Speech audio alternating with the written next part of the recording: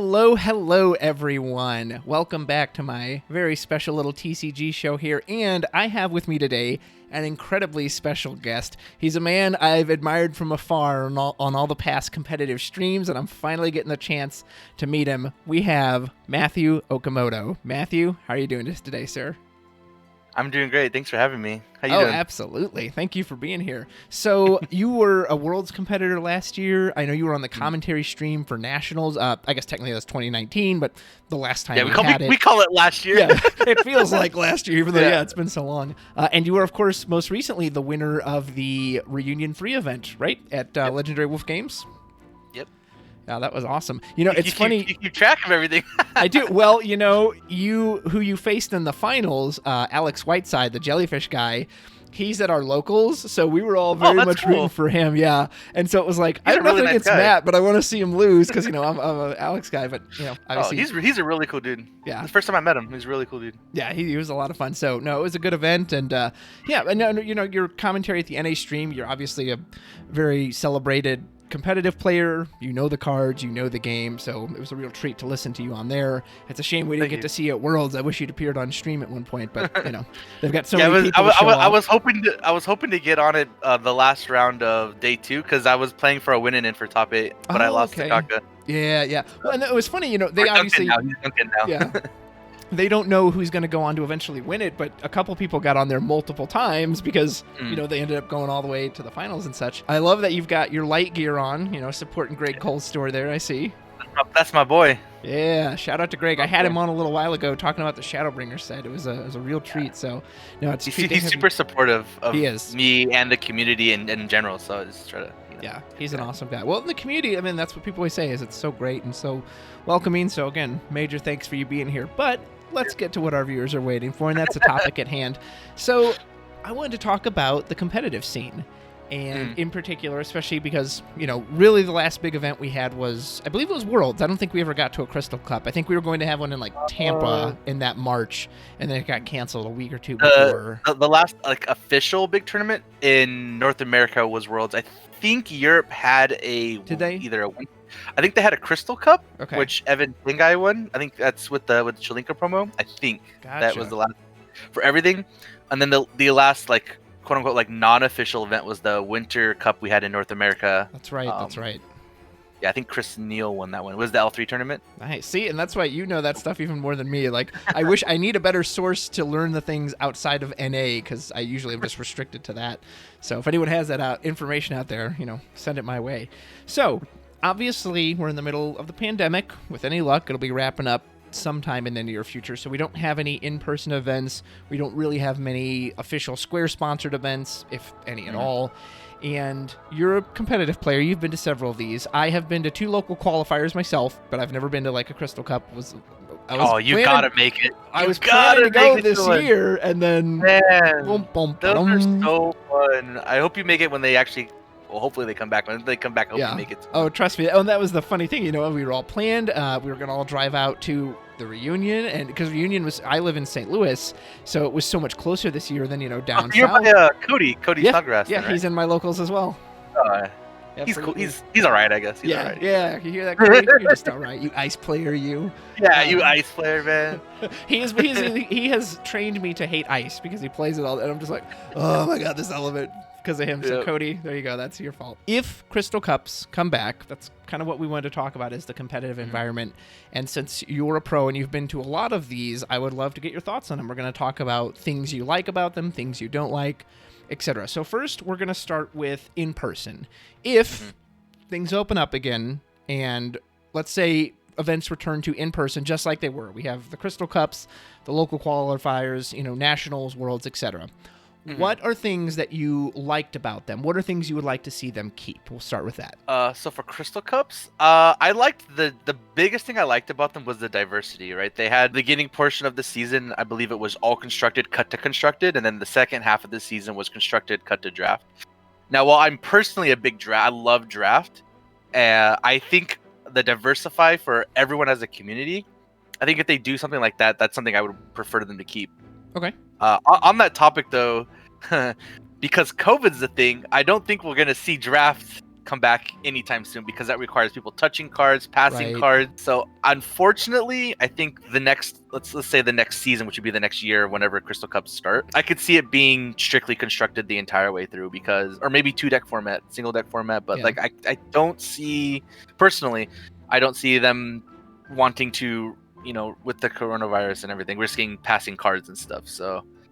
That's fair. Well, I'm glad you mentioned the 2-deck format. For me, that was incredibly exciting as a viewer to watch at both Nationals and Worlds that, it wasn't, hey, I've got this deck, it's the one deck I'm good with, and I just slam it. It was like, nope, you got to be able to win with 2. I thought that was a great format. Would you like to see that come back for just period? And if so, what? Do you want to see it come back from Worlds, Natch, or would you love to see that at all the Crystal Cups? What do you think? So for me, from a competitive perspective, what I qualify with, I like to see that play a role in the next tournament. So if Crystal Cup requires me to play 2 decks, I would assume Worlds would require me to play 2 decks. Like, that's fair. Kind of what I would like. I actually like 2-deck more than single deck because, one, from a viewing perspective, you get to see more decks, right? When that's one thing that I don't know if they consider, but from a viewing perspective, if you see, let's say, mono water, just throwing a deck out there, if you see mono water 8 rounds, it's kind of like not that fun, right? But if you see mono water for 8 rounds, but there's 8 other decks mixed in with mono water, not as bad from a viewer perspective, right? So, and from a competitive perspective, I think that actually captures the better players, right? Having to play more than one deck. You don't have the one-trick ponies with their one deck. You have to be able to play 2 decks. So personally, I like 2 decks. It's hard to figure out a way to structure that, though, right? Because one of the nicest things about the Crystal Cups is let's say they start at 9 a.m. or 10 a.m., right? Their day 1 is probably over by 4 or 5. Okay. Now, if you take that to other card games and tournaments, if you start at 9 or 10 a.m., you're probably not done till 1 in the morning the next day. That's what I've heard. So it's actually really nice to know, hey, I start at 9 or 10. I'm done at 4 or 5. We all get food after with the homies or, the community, whoever wants to go hang out. Yeah. We chill. I like that. Structuring a 2-deck format for a tournament might be hard. Like maybe it's a 2-deck format in the top cut and they use 1 deck the entire day 1. Maybe they use 1 deck day 1, another deck day 2, cut the top cut, 2-deck format. Yeah. I don't know, just throwing random stuff out there. Like that might be a way to fit it in so it's still a part of the schedule where it's not in like 20 hours of card games in one day. No, that's a really good point. I kind of forgot that normally day 1 is the Swiss rounds. If you did 2-deck format, all those rounds now are best of 3. It'd be very long. Yeah, that would be very long. So, but I do like the idea because the top cut is always best of 3 anyway. So if nothing else, it would be exciting to see top cut go to 2-deck. So no, that's a great point. Okay, I think go ahead. I think top cut also is where you'll have the most viewership, right? Because some people may like, oh, this is like round 1 through 3. There's random decks. People bring their home brews. Yeah. Some people are like, oh, I don't care as much about that. A lot of some people are like, oh, let me know when it's top 8 or top 16, because then those are the more quote unquote better decks. Like people like the perspective, right? So people are like, oh, let me see what's being played on the top tables.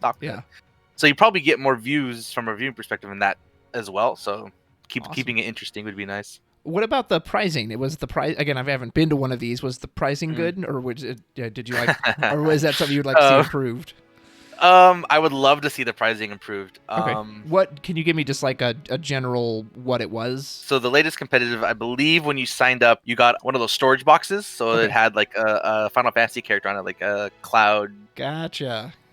Beautiful. So like for here, you could see how it has the Crystal Cup, and I think it says this was Indianapolis. So I don't know if you can see at the bottom, but it says signing up. North America. This is 2018, I think.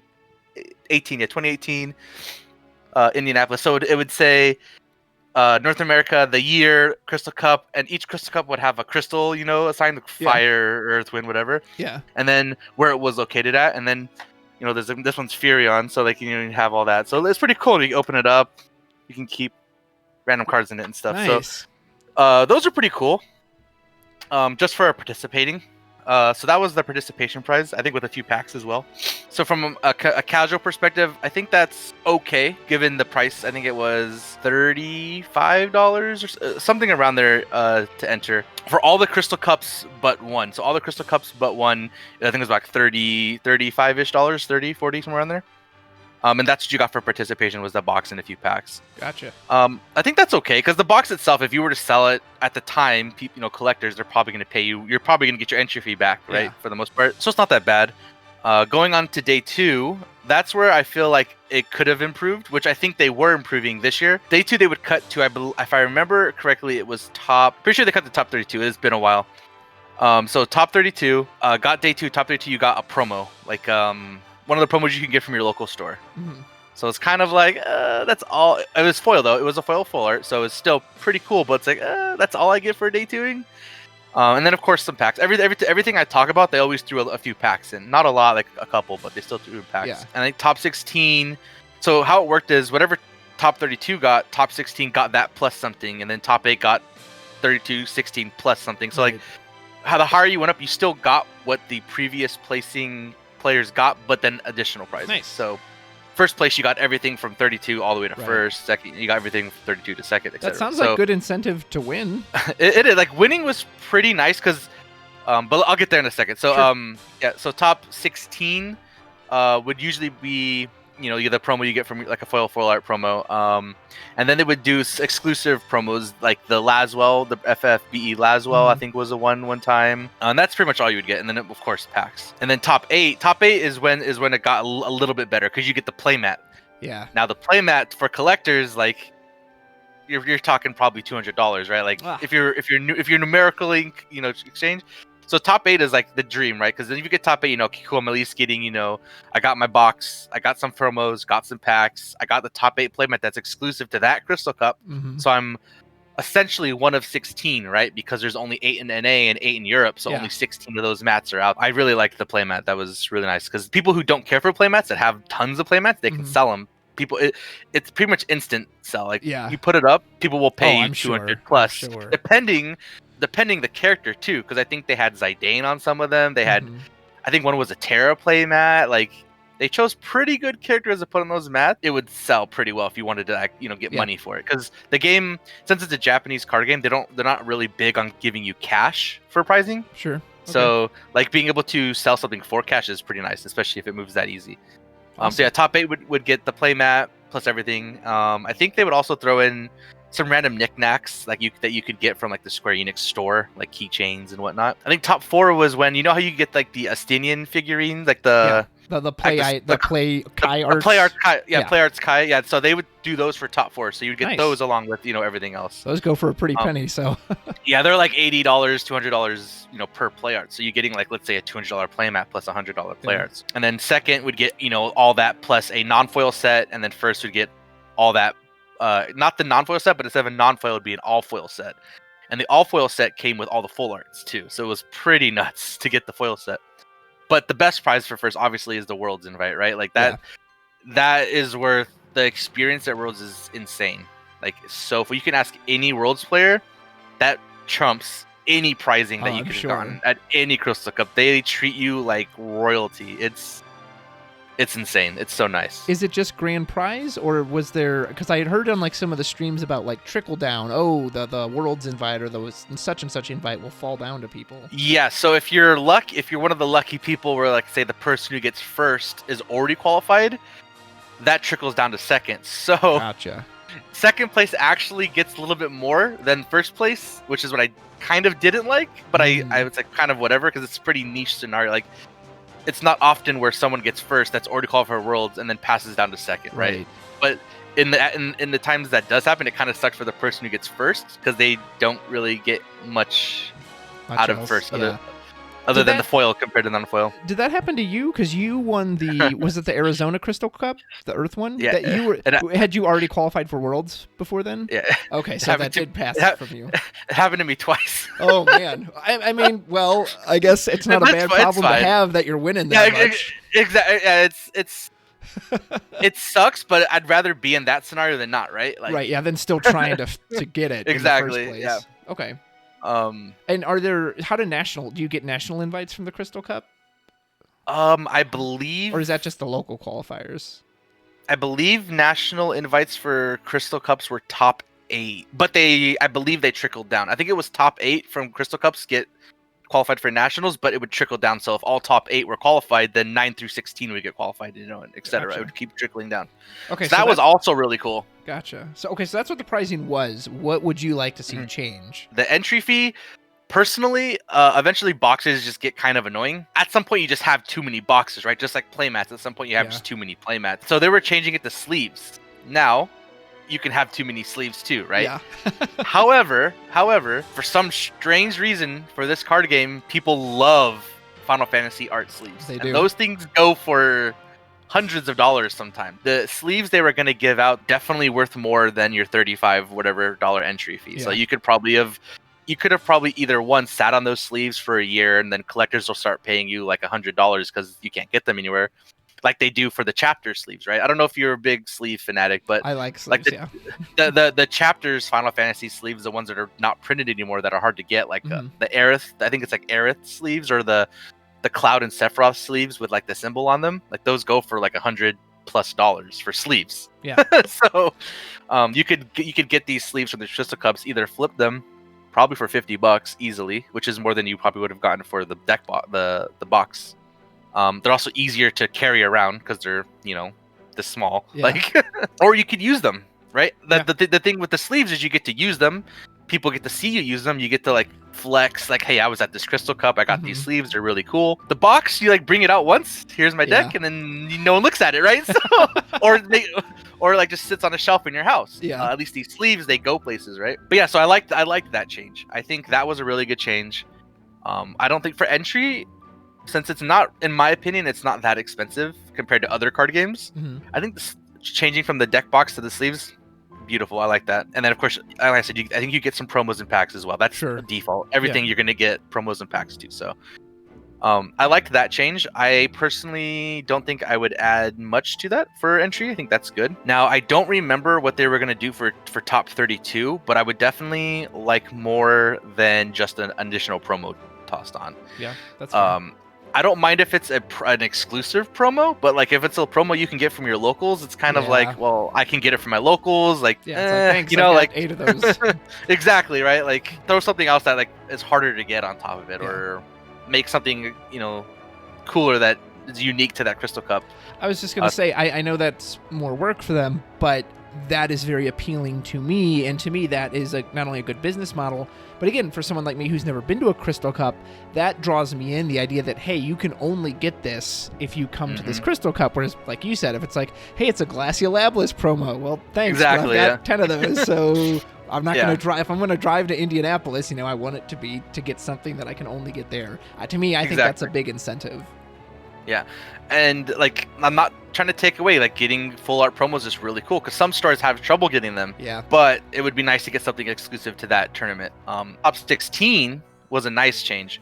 So before, remember I told you the playmats you would get only for top 8. I believe, if I'm not mistaken, they were going to extend that to top 16. Nice. Very nice. So that's really cool, right? Because it always would feel bad, because sometimes people make the top 8 like they're like the same record as 7th and 8th, and and they just, like, that sucks. Yeah. It'll still happen for top 16, but at least more people are happy, right? Instead of having, the 9 through 32 unhappy, you'll at least you'll make half of your day 2 happy, right? You have 1 through 16, I'll be happy. They'll get the playmat. And like I said before, they were good. I believe they showed the art for the playmats. It was like Shintoto, which is obviously a pretty big figure. There was, I think, Kuja, and they looked really cool. I don't remember what they added for top 8. It was a hearty handshake. I don't remember what they had for top 8, but what I would like to see for top 8, either an exclusive promo, like this is probably all like, best world where it's like, oh, we get exclusive promos or exclusive sleeves or exclusive X for a Crystal Cup. Because like, to me, getting like an exclusive promo, imagine having one of 16, 8 in NA, 8 in Europe, or one of 24, 8 in Japan too, we'll say, whatever, right? One of a very small number of promos that are exclusive to top 8 of that event.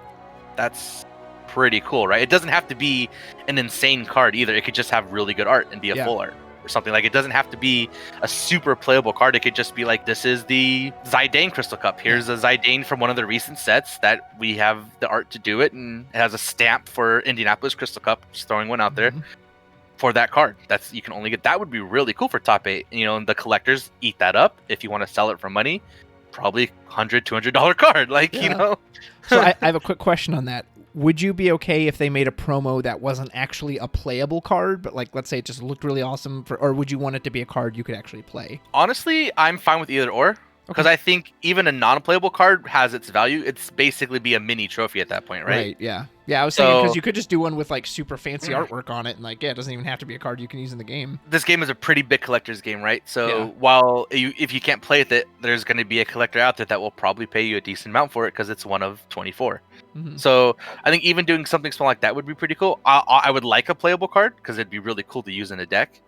And also like I think if you got like first or second, maybe give them a playset of that card or something, you know, like something like that sort. That would be really cool.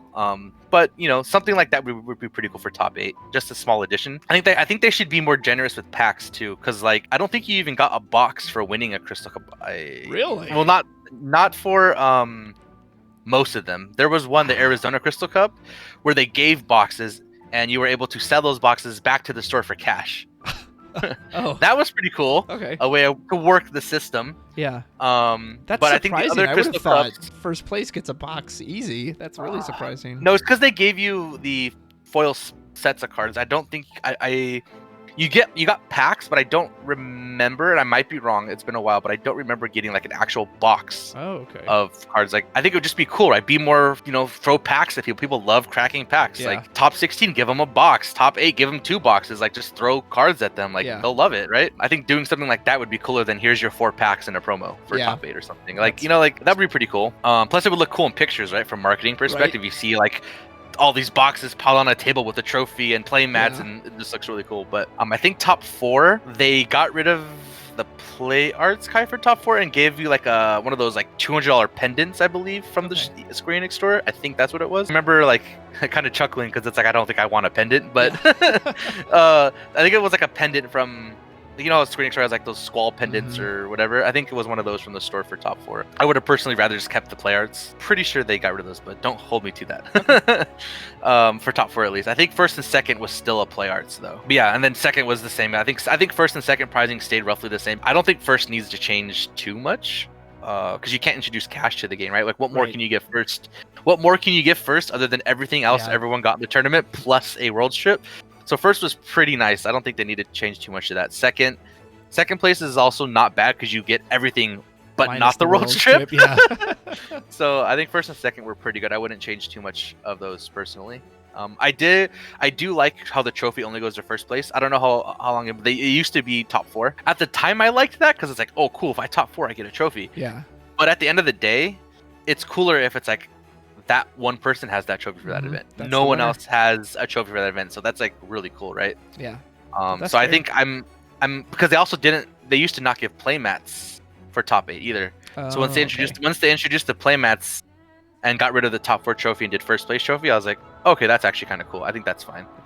Awesome. Well, that was an incredibly thorough breakdown of the pricing, man. That was great. So I'm gonna shift gears a little. I'm gonna ask you, what are some things you would like to see changed? And I've got one on my end. Now, I understand I've never been to one of these things. You know, I'm hardly a top level competitive player, so perhaps my opinion holds no water. But it's actually interesting to me you say you liked that draft was in that, because I did not like that draft was in it. Because to me it seemed so weird that you could, you know, go 6-0 with this constructed deck, and now suddenly you have to throw that away and you're reliant on chance. Like, I'll never forget at the World Stream, I think it was Kaka, I think he had like, I pulled Fel Thanos out of one of my packs, and in that Opus there was like nothing to deal with that. So hey, I'm just going to beat anyone. Or, you know, back in Opus 8, like, oh yeah, I pulled Arden and there's not really much here to do. So have fun. I don't know. It seems so weird to me to randomly throw in this element of luck. Like, if I were to compare it to sports, it's like, imagine in football, you play the first half, but for the third quarter, you have to roll dice to see which of your players are allowed to be on the field. And then in the fourth quarter, you can go back to playing normally. But like, that was so strange to me. Now, you said you seemed to like it, but again, just for me watching it, I was like, well, no, I don't want to like, well, I pulled bad packs, so oops, I suddenly lost. I mean, what do you think about that? From a viewing perspective, draft probably is not too fun to watch, right? Because in my personal opinion, the skill difference in draft is pretty big for this game. You can pretty much tell like a good drafter from like a not so good drafter, and you can see when they play, the games don't look that fun for the person losing, because they're behind, they have no way of coming back, and you're like, well, why am I watching this? It's over. Yeah. Granted, bombs can help them recover, or like there's ways that luck can help, but I think most of the time the better player will probably have a better chance at winning a draft, or the one that drafted better. The thing that I understand does suck is like you can get bombs, and you may not be the best drafter, but if you get those bombs, you're gonna win. Yeah. So that's a double-edged. That's a two-sided coin, right? So one, coming from a competitive player, losing to someone that may not be the best drafter because they got a bomb could be frustrating. Yeah. However, what if you're that person that got the bomb that now beat the competitive player, right? Like, or the one that you feel is maybe better than you, or you feel you have a better deck. Right. Like, now you're like, sweet, I beat that guy. Like, that's really cool, right? So, there's both sides to the coin. The reason I like draft is because, from a competitive standpoint, it tests more skills of a player, right? Just like why I would like 2-deck format, right? They have to be able to play more than just their one deck. But I totally understand people that want to just play one deck. That's their deck they worked on. They spent so much time on it. That's the one deck that they want them to get them there. Totally get it. Totally respect it. It's just my personal opinion. I like draft because I like to test multiple aspects of the game. And having played draft, I do think it is fun to play. And let me refine my opinion there too by saying what I find so strange about it is, with my football comparison, it's weird to inject draft into the middle of a constructed, draft for a section, and constructed again. Like, I would love to see just a pure draft tournament, where the whole thing is the cards you drafted. I think that would be really interesting. But it's just weird to me that, again, it's a whole day of constructed, a few rounds of draft, and right back to, it's like, well, why? I don't know. It just seems so weird to just make that quick change. Yeah, I think they did that because a lot, like Magic does that. Where they have day one constructed, day two. I think Magic has 2 pods of draft, so you'll do a pod of draft and then another pod of draft. I think that's where they got it from. But to add on your point, I actually think the majority consensus, or what would probably make most people happy, if you're gonna include draft, make a tournament for it. So it'd be like sealed day one, or sealed day 1, day 2. Let's say 2 pods of draft, cut to top 8 draft, or sealed day 1, cut to top 8 draft. You know, something like I think that's how the Indianapolis Crystal Cup was. Okay. Where that was a 1-day event where it was sealed, cut the top 8 drafts all in 1 day. Yeah, that makes more sense. I think people are way more receptive to that in the big picture, and I think that from a competitive standpoint, that's fine with me personally. So I think if they're going to include it, which, like I said, probably won't happen for a while because of COVID. Like, even if things go back to normal, I don't think they'll do that for the first season. Maybe they'll bring it back the second season, or maybe they'll do it for like a fanfare or a winter cup kind of thing. But I don't think they would inject that in the actual competitive season when things go back to normal. Yeah, that's fair. For the first season. Okay, I have to ask you about time limits, because time is always so weird in this game, right? Because on one hand, we have to be practical. Like you said, we're starting at 9 a.m. We don't want to be here till 1 a.m., so we have to limit the amount of time these games get. So I totally get that. And at the same time, as a player, we've all been on that turn where we're like, okay, I've got to math this out. I want to make, and you want to have the time. You don't want to feel like you're rushed and you're making a suboptimal play that, had you been given enough time to think about it, you would have. But specifically, I want to refer to like top cuts where, normally it's 30 minutes per match, or 35 minutes. I think it's 30 minutes per match. 30 minutes, yep. But then in the top cut, it's best of 3, but it's not 90 minutes long. It's like an hour and 10. I think it's like 70 minutes. And that's just so weird to me. It's like, so wait a minute, how, if it's 30 minutes per match, why do they cut off 20 minutes? And again, it's like, I understand, I get you don't want to be here all day, but also, again, mathematically, that doesn't make sense. If I need 30 minutes per game, how are you expecting me to jam in potentially 3 games with 20 minutes less? You've experienced that firsthand. Tell me about that. I'm with you as well. I feel if you're gonna set the standard of 30 minutes a match, then if you're gonna give us a best of 3, it should be 30 minutes for each game, so it should be an hour and a half. I'm with you on that personally, but I could see the other side of it, right? Where, from Square perspective, if it's a top cut, I'm gonna assume you know how to play your deck. I'm gonna assume you're a good enough player to know most of the cards. I'm going to assume your opponent also is a good enough player to know most of the cards. So I'm going to assume that you're going to be able to play the game at a relatively faster speed than the average player.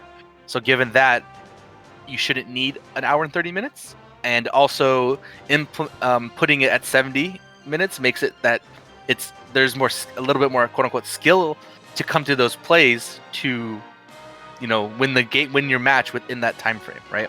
So I think from a Square Enix perspective, I think that's how they're thinking.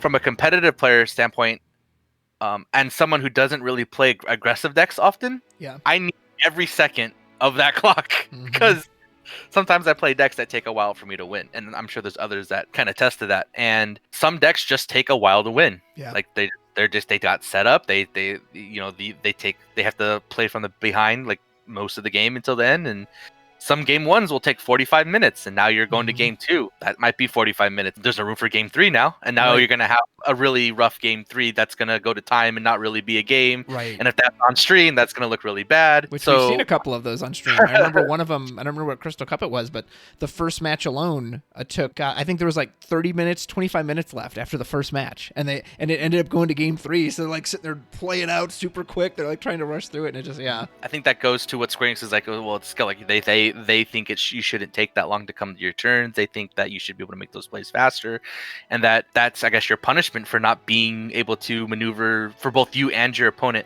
So now my counter argument to that is, even if I'm good enough to like do that, what if my opponent's not? Now I'm gonna get punished per se that my opponent takes a while to make their turns, and now I have to personally speed up my play to compensate for how long my opponent takes, and that could, that's a little bit frustrating, right? Yeah. So, and I've seen plenty again where the one person usually takes a minute or two, and the other person is really taking their time and thinking. And again, nothing against that. People should have the time, but like you just said, you're now punished too. You've now also lost, even though you're not the one. Really, you're going at a decent speed. If I'm not mistaken, I think they ended up making it 90 minutes for top 4 and untimed for finals. Okay. Like I said, it's been a while because we haven't had real life tournaments in a while, but I'm pretty sure it was 70 minutes, and then it went to 90 minutes, and then it went to untimed finals, I believe. Gotcha. So that did help. So like your top 4 and your finals are going to be better. Getting there could be a little rough given the 70-minute time frame. Yeah. But it's nice to know that I'm very confident they did change it to 90 and then untimed, that they're listening, right? I think the plan this go around was, okay, let's see how 90 minutes and untimed is. And go from there. So I think we're getting towards that point where they're understanding, okay, like we want to make make our player base happy because they're playing the game, right? So I think that we're getting there. They just wanted more data, and that was this upcoming year was going to be that year to get that data. Well, hopefully we'll get to test that there in the future. One thing, I know you said you've never been to one, right? So Correct. like, I can other than 2 local qualifiers, but I've never gotten to go to like a Crystal Cup or one of those big like marquee ones. Yeah, I can give you a quick breakdown if you want, just so maybe viewers that never been have like a general idea. So so if you've never been to a Crystal Cup, here's what you're in for. So the number one thing I'm gonna say, at pretty much every Crystal Cup I attended, it was fun. Regardless who you talk to, I'm gonna say 90% of the people there were having fun. There's always gonna be that small percentage that others, the salty people, the people that aren't fun. It's just life. But one thing, the atmosphere is for the most part pretty great. Everyone in the communities, you can just approach them, talk to them. Doesn't matter if you've seen them on stream, that's a good player. I'm too shy to just literally go talk to them. Every single person is receptive and wants to hang out and be a part of the community. So that's one thing. The second thing is it goes by fast. So like you're thinking like, oh man, it's a 2-day event. Like this is going to be a lot of, because like maybe your average player that plays this game is like, they just go to the locals, locals is a couple hours, you chill most of the time, or you go to a local qualifier. Like local qualifiers might be stressful to like, the regular person that goes to events, like, oh my God, only first place qualifies. I'm here for 7 hours trying to qualify. It goes fast. It's not as long and dreading as you would think for a normal card tournament. So if that's a fear, I wouldn't worry about that. Second is one of the coolest things about Crystal Cups, at least from what I've experienced and seeing people, is, you get to travel, try foods from different areas, check out local scenes, check out local card shops, because when you go, it'll be on a Saturday. So some people will fly in on a Friday, go check out a local store on a Friday. You get to see locals of play people you've never seen before. They actually want to show you their locals, like, hey, come check out my locals. This is what it's like. Like, that's pretty cool, right? After day 1, you have everyone that wants to go eat for a nice dinner. Like every single Crystal Cup, there's groups of people going to various restaurants. Whoever wants to go. No, I've never seen anyone say you're not allowed to come to. That's awesome. We're gonna go here. You're not allowed to come. I've never seen that. It's always like, we may not get to sit together because there's like 40 of us going to a place, but you're welcome to come hang out and stop by, whatever. Everyone does that at pretty much every Crystal Cup I've been to.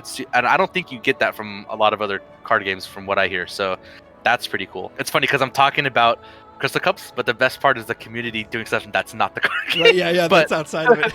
But like, don't get me wrong, the actual tournament itself is super fun. But what what attracts me to them is like going through, having fun with the community, hanging out. For example, like some of the Crystal Cups, like the competitive players will, for the draft ones, for example, right, when the Crystal Cups was day one constructed, day two draft, day one, anyone who made day two, it doesn't matter if you were on their quote unquote team, it doesn't matter if you're like, you're from this LGS or you're from that LGS.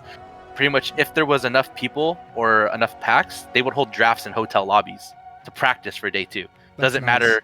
You don't have to be part of their quote unquote clique. Just come have fun. Let's draft. We need 8 people. You're the 8. You know, you're 7, 8. Let's go. We got 8 people. And people who didn't make day two would literally sit there, and anyone who wanted help would try to help, offer advice. Like, why'd you pick that card? You know, why are you doing that play? Right. Just because everyone, I feel like everyone, for the most part, wants to see everyone succeed.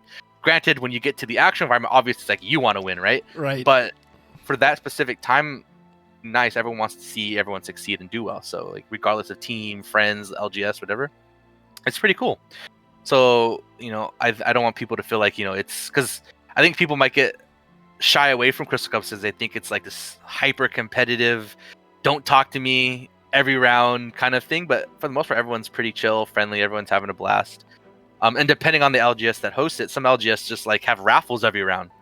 Like literally will throw raffles and promos and packs at you every round. It just depends on the LGS. There's that. And then obviously, you know, being able to watch the top 8 in person, you could literally hear like a pencil drop in the room because it's so quiet. Everyone's so focused, huddling around a table. And like, also how cool is it, right? If like you get to get on stream and be like, yo, that's me. Like, you know, like you go to your LGS after the Crystal Cup. It's like, hey, I played on stream. I may have not won, or I may have won, but it was cool. I was on stream. All in all, I think if you can afford to go, you should go. One thing I stress to at least my locals and friends, when you go to Crystal Cup, don't plan on going to win money. Don't plan on going and look at it from an EV standpoint. Don't be like, oh, I'm going to spend $500 for this, $100 for that, $300 for this, and I need to do this well to get my money back. Don't go with that perspective, because the only way you're going to make money, or quote unquote, or break even is getting first place. So it's like, even getting like the nice knickknacks all the way up, how much it costs to actually go to the events is pretty expensive. Don't go with the mindset of I have to win X amount or it's a miserable trip because I'm down money. You know, don't treat it like that. Treat it, if I get that, great, I get some back, but I get what I'm going for is the experience, the community, and the fun. If you go with that mindset, you'll have blast pretty much no matter how well you do. A ringing endorsement from Mr. Okimoto here. I'm not trying to endorse people. I'm just saying, like. No. I just meant you painted a very good picture of it, and it makes me very excited to hopefully go to one. So. I promise you go to one, you will want to go to more. I would put money on that. They look like a blast, so I hope I get to soon. Okay, so that's the in-person. So we're going to switch to online now. Officially, Square Enix Hobby Japan doesn't have any official like online application or, you know, web-based program or anything they use. Yes, there are things like Untap and Octagon out there. FFdex is now kind of trying a beta of their card player. Cool. Yeah, that one looks cool. But, you know, officially, do you want to see... So what do you want to say about online? Do you want to see Hobby Japan actually run tournaments like while we're all still in quarantine? Or are you kind of okay to wait and to come back to say? Because I know, you know, you and I talked beforehand. I think most people would agree with you. While many of us are willing to play online, it's not nearly as enjoyable or nearly as fun as playing in person. So go ahead and give me your thoughts on that. I'm going to speak from a background where I haven't really entered many online, if any, tournaments. Webcam or Octagon. I think I may have entered a few, maybe. I personally don't like to play online too often. I don't mind playing online to test, but I don't like playing online for actual tournaments personally. Because for me, I like to have that one-on-one interaction with my opponent, like banter or, you know, make random jokes while we're playing, or, you know, like I like to have that interaction, and you don't really get that playing online. Even if you're doing a webcam, you don't really get that. So like personally, my opinion is from not a lot of online tournaments, but I will say, given the COVID situation, I heavily appreciate all the online tournaments that are being run, whether it's a local, whether it's an actual tournament, whether it's a series of some sort. People who are spending the time to run those keeps the game alive.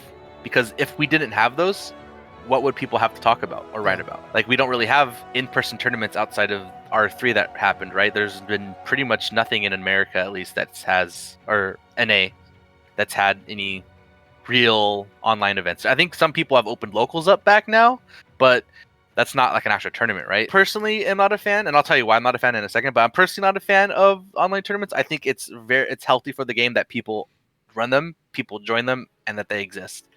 I think Untap is an awful platform. Yeah, I don't like Untap much. I think Octagon is bearable. What Octagon provides makes Untap crap. Yeah. Like Untap, you literally just can't, like, it doesn't do anything for you. At least Octagon has some automated features, which is really nice. Yeah. Shout outs to Wayne. He does all that stuff. I'm really looking forward to the FF Dex one that I've seen them demo. I think they did like a Facebook Live and showed a few things, because that's the deck builder everyone uses, right? Yeah. Everyone, even Japan, uses FF Dex. Everyone uses FF Dex. I know Square Enix has their own card database and whatever. Everyone uses FF Dex. Being able to make a deck on FF Dex and be like, oh, let me go try it out without having to export it and load up Octagon and then like, or export it, put it in Untap, and it's like literally just open another browser and say play whoever I want. Like that sounds pretty enticing coming from someone who doesn't really like to play online. So I think that's pretty cool. I'm looking forward to see what comes of that. Dream scenario, if they were ever to make an online version of this game like Magic the Gathering Arena, something like that. Like I absolutely adore the visual presentation of like Hearthstone. Think how cool it would be to play Cloud to the field, and he like says something like "Get out of my way," and then boom, Cloud. It's like just to have that presentation would be like, oh man, that'd be amazing. That's everyone's dream. I don't think you're alone in that category. I'm pretty sure you ask anyone who plays FFTCG, they would love that. I don't think we're getting that. Yeah, that's why it's a dream. But okay, so why don't you personally like online? We'll start with webcam first. The reason I'm not a big fan of webcam is because 80% of the people, at least when I watch streams, their webcam quality sucks. And like that's not something maybe they can prevent. Maybe they're using their phone. Maybe they have bad connection. Like I don't want to play a game where I'm like squinting what the cards say or like asking them the card. Like I want to be able to just see and then play. And then like when I play a lot of decks that you work with like the break zone, for example, or when I want to see their damage, what damage have they taken? It's probably really hard to see because there's a glare, and like not everyone can afford to have that right setup to have a good playable camera game, right? Which I totally get. Everyone's doing with what they can, but for me, it's just not worth the energy to sit there and be like, "Can I see what cards in your break zone? What have you taken for damage? How many cards in your hand? How many cards in your deck?" I don't want to inconvenience somebody like that. When if they were in front of me or an Octagon, I could just look. I know some people aren't a fan of webcam games because they say it's easy to cheat, like lapping a card, right, or like drawing an extra card because there's latency on the camera and maybe they don't see you draw an extra card, like.